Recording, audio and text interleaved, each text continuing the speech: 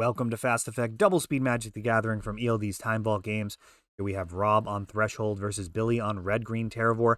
This is part of our monthly Premodern event.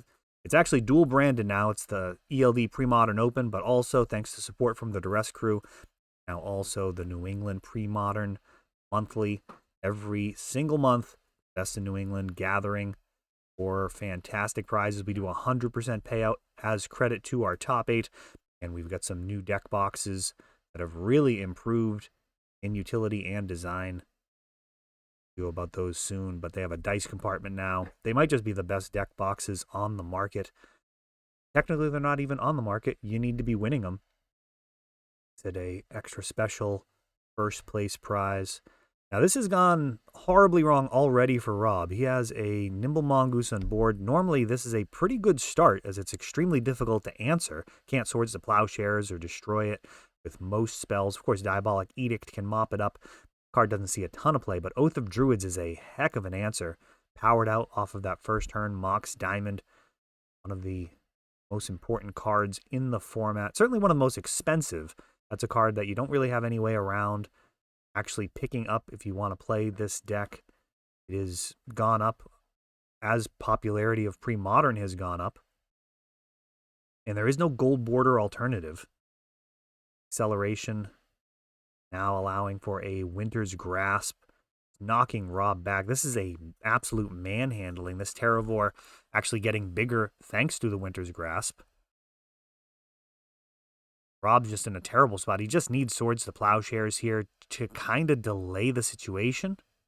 But he'll still have a second Terravore getting oathed out, which will be even worse. Swords to Plowshares, a very clean answer. But also the life gain is not inconsequential in this particular matchup. Terravore, is really large. As you continue to mill through your library, he potentially one-shots your opponent, giving your opponent just a crazy amount of life. Similar to the situation people find themselves in Legacy, facing down a Merit Lage. You Swords to Plowshares, they're 20/20. If you are on a beatdown deck, like a Death and Taxes build, you might still have a lot of gameplay left. And there Rob just scooping it up. He plays a Werebear.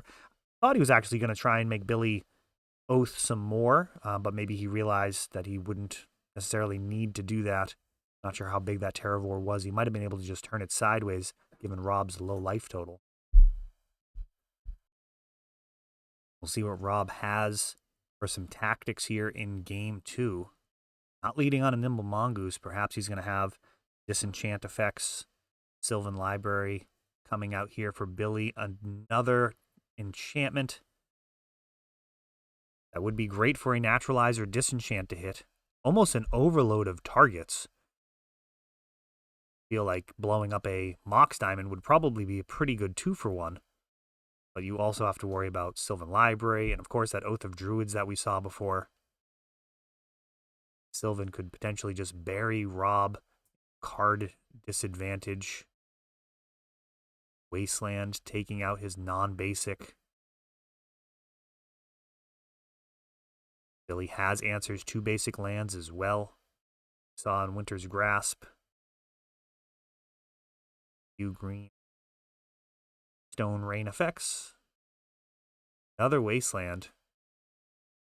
And I'll tell you, that's one of the interesting things about Terravore in an Oath Shell. It's actually just castable.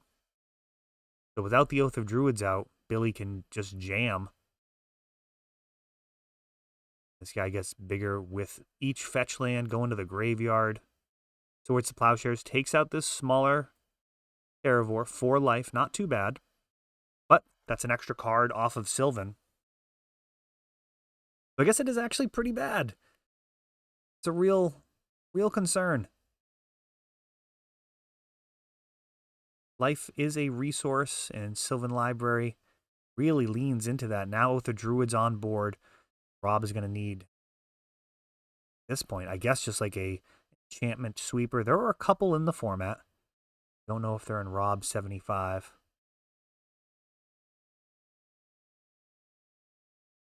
Treetop Village from the edge of the playmat there.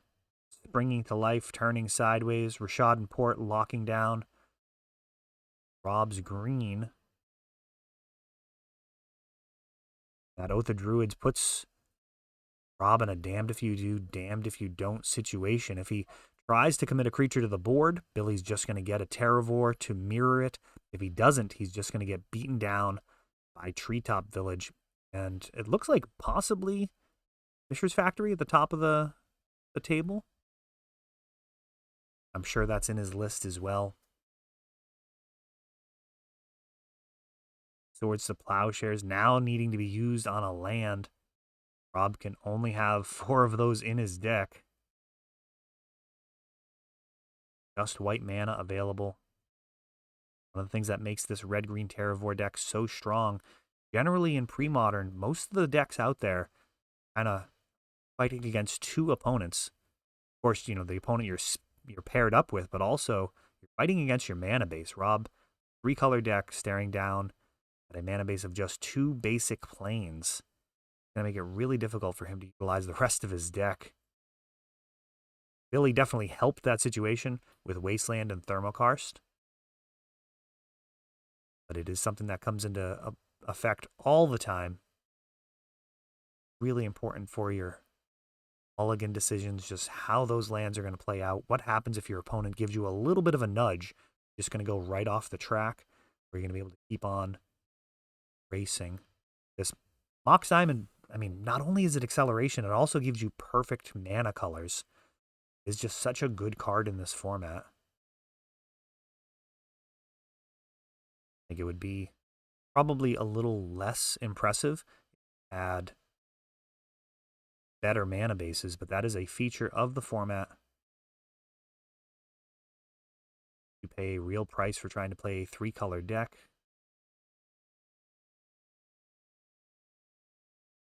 Rob, at this point, I guess, is hoping for like a Armageddon. Oh, just a couple of disenchants. Brutal.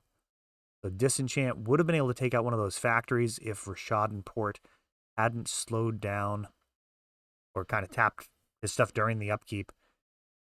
Really just setting Rob back. Red-green Terravore, piloted by Billy, picks up a win in round number 1.